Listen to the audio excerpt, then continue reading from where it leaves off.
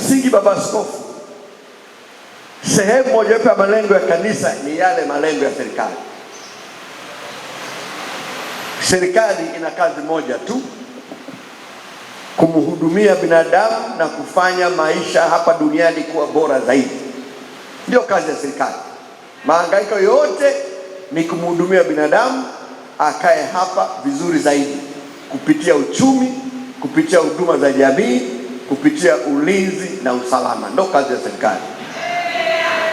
Kazi ya kanisa ni kujenga afya ya binadamu katika maeneo mawili: afya ya kiroho kama tulivyo hapa, lakini pia afya ya kimwili.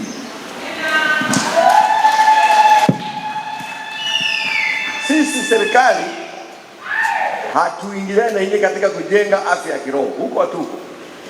Na mimi nimesimama hapa sihubiri, mimi hapa nahutubia.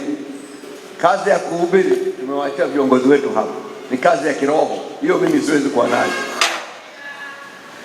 Kwa hiyo nyie kanisa sasa mnafanya kazi zote mbili, kazi ya kiroho na kazi ya kimwili. Na sababu yake ya msingi ni kwamba mwili ni hekalu la Roho Mtakatifu. Sasa utakuwa na hekalu hilo chaka, lazima utengeneze hekalu vizuri. Kwa hiyo serikali inashiriki kulisaidia kanisa na misikiti kumwandaa binadamu kuelekea wapi?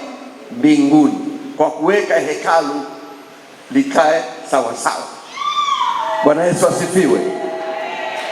Baba Askofu, ni kwa sababu hiyo nilikubali mwaliko wenu, nikitambua kwamba kazi mnayoifanya ni sehemu ya kazi yangu kama waziri mwenye dhamana ya kuhamasisha na kuwezesha uwekezaji hapa nchini, hususan uwekezaji wa ndani. Na leo mimi kama waziri mwenye dhamana hiyo ninakutana na wawekezaji wa ndani kupitia idara ya wanawake. Kwa hivyo huko nako mmenisaidia katika taarifa yangu ya kila mwaka kwa Mheshimiwa Rais, ninapoeleza nimehamasisha uwekezaji wake. Leo tarehe 29 Machi 2026 kati ya saa 2:30 mpaka majira ya saa 7 nilikuwa Magomeni kanisani nikihamasisha kazi ya uwekezaji. Kwa kwenyewe mmenisaidia kuweka kwenye tiki. Mheshimiwa Baba Askofu, kabla ya kuendelea, nichukue nafasi hii kwa unyenyekevu na heshima kubwa, ninaomba kuwasilisha salamu za upendo za viongozi wetu wa nchi, hususan mkuu wa nchi Mheshimiwa Dr. Samia Suluhu Hassan, Rais wa Jamhuri ya Muungano wa Tanzania. Na mara nyingi Mheshimiwa Rais ametuhimiza unapopata nafasi kama hii, ametuagiza kutoa wito katika mambo mawili kwa kanisa. Kwanza, kuendelea kushirikiana na serikali na wadau wengine katika kuendelea kujenga umoja wa kitaifa. Aidha, Mheshimiwa Rais ametoa wito kwa kanisa kuendelea kutilia mkazo malezi ya watoto wetu ili wakue katika namna impendezayo Mungu na katika namna ambayo watachukua nafasi zao kikamilifu huko mbeleni katika kuendeleza taifa. Huo ndio wito wa Mheshimiwa Rais. Mmepokea salamu zake.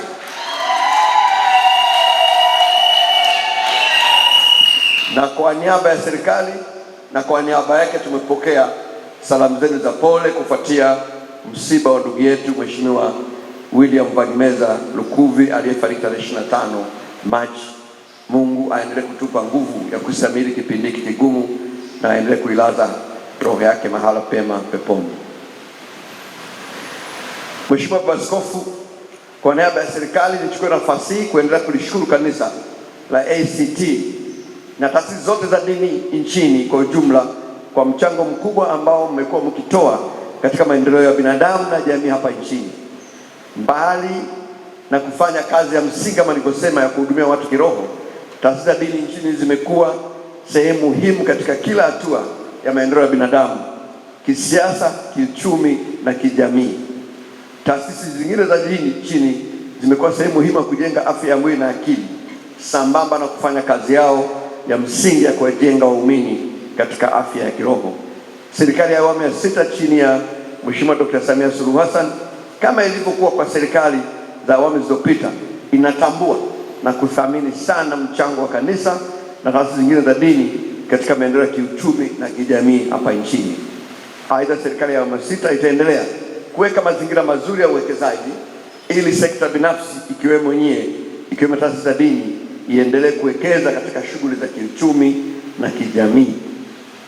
Baba Askofu na waumini wote, kimsingi kanisa kama nilivyosema lina hizo kazi kubwa mbili. Nyinyi mnafahamu wote kwamba pia moja ya kazi kubwa ya kanisa ni kujenga umoja na kuendelea kulinda amani ya nchi yetu. Kimsingi kanisa letu hili na makanisa mengine ya Kiprotestanti ni matokeo ya uasi chanya kutoka kanisa Katoliki, na wote mnafahamu. Na aliyeasisi uasi huo pamoja na watu wengine ni Martin Luther. Yeye alifundisha siku nyingi kuwa Mungu ameweka utawala hapa duniani wa aina mbili. Na naomba ni mnukuu. Anasema utawala mmoja ni wa kiroho, hauna upanga bali una neno, nao huweza kuwafanya watu wawe wema na wenye haki ili warithi uzima wa milele. Haki hii Mungu anaisimamia kwa njia ya neno ambalo amewakabidhi wahubiri kama baba askofu na wengine, sio wahutubiaji kama mimi. Kwa ni utawala wa kwanza muhimu sana ambao kanisa linalo tangu yalipoanzisha makanisa haya ya Kiprotestanti miaka hiyo. Utawala mwingine ni ule wa kidunia ambao hufanya kazi kwa upanga ili watu wale wasiotaka kuwa wema na wenye haki na kupata uzima wa milele walazimishwe kuwa watu wema na wenye haki machoni pa ulimwengu. Kwa hiyo kama hutaki kwenda mbinguni, umekata kusema tunakuhubiria uokoke ili uende wapi? Mbinguni. Ukasema mimi sitaki kwenda mbinguni, kwa mambo yenu ya ulokole siyataki. Bado kuna utawala wa pili, utawala wa dunia. Ili uishi kukaa vizuri na wenzako, utawala huo pia upo. Haki na yenyewe Mungu anaisimamia kwa upanga. Upanga wenyewe ndio akaweka kitu kinaitwa serikali. Na ingawa Mungu hatoi thawabu adhabu, hatoi, ingawa hii haki ya pili haitoi thawabu ya uzima wa milele kwa wale wenye haki, hata hivyo anawazawadia baraka katika maisha yao ya hapa duniani. Kwa hiyo utawala wa serikali tofauti na utawala wa Mungu hautoi thawabu ya uzima wa milele, ila yule anayefanya vizuri anapata baraka hapa duniani. Na Martin Luther anasema ingekuwa watu wote wangekuwa Wakristo wema, tusingehitaji upanga wa dunia wala wa mahakama. Lakini halisi ni kwamba idadi ya watu wanaoamini ni ndogo. Kwa tangu zamani Martin alielewa kwamba wanaoamini wadogo na wachache sana. Kwa hiyo Mungu ameamuru mfumo mwingine ukuongoza binadamu, utawala mwingine usio chini wa Kristo, chini ya serikali. Kwa utawala wa serikali nao umewekwa na Mungu kwa makusudi hayo, kwa sababu inajulikana, Mungu alijua siku zote sio wote watakuwa Wakristo au Waislamu, na hata Wakristo na Waislamu sio wote watakaofuata sheria ya kanisa na sheria ya msikiti kwa sahihi. Kwa maana hiyo akaamua kuweka upande wa pili. Sasa utawala huu wa pili ni wa upanga. Jirani hapa tunakupeleka mahakamani, unaishia jela. Sasa huo unaadhibiwa hapa, usubiri kule mbinguni. Bwana Yesu asifiwe. Kwa hivyo baba askofu, uwepo wangu hapa ni sehemu muhimu sana ya kudumisha ushirikiano kati ya serikali na kanisa, ambao lengo lake ni moja, kuhudumia binadamu katika muktadha ambao nimeueleza.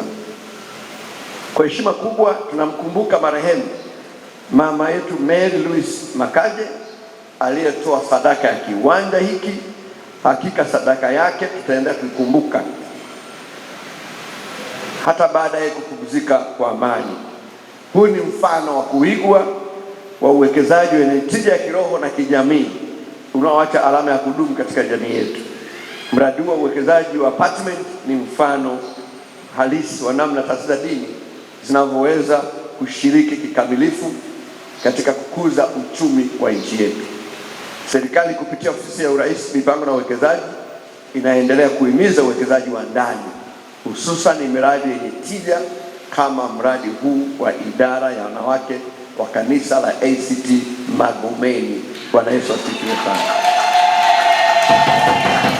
Kama nilivyosema, Baba Askofu, mradi huu unaendana vizuri sana na malengo yetu ya maendeleo, unaendana vizuri sana na dira yetu, unaendana vizuri hata na ilani yetu ya Chama cha Mapinduzi. Kwa tunaunga mkono na tunaamini Mungu atatuongoza vyema ili hizo milioni 829 mmesema ziweze kupatikana na ujenzi ukamilike ndani ya muda uliopangwa kama ambavyo risala imetuonyesha. Napohitimisha, Baba Askofu, niseme tu serikali itaendelea kuweka mazingira mazuri ya uwekezaji na biashara nchini ili kuona kwamba miradi kama hii inaendelea kuibuka.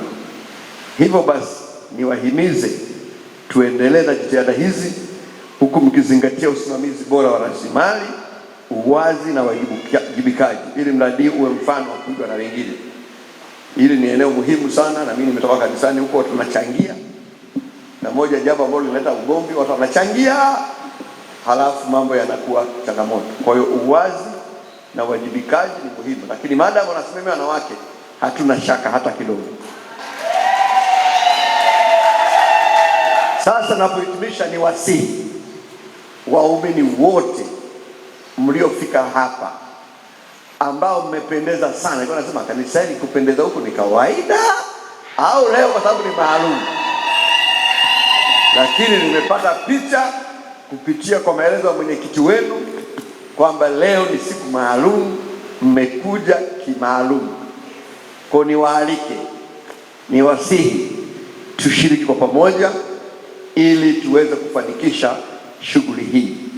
Naamini pia kuwa kanisa letu la ACT litaendelea kushamili kupitia shughuli kama hizi. Na mmesema wenyewe jeshi kubwa.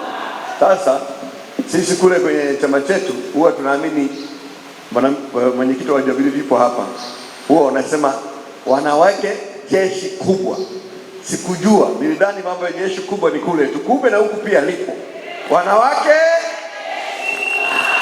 Hongereni sana, hongereni sana. Naendelea kuhimiza ushirikiano, umoja, upendo na amani.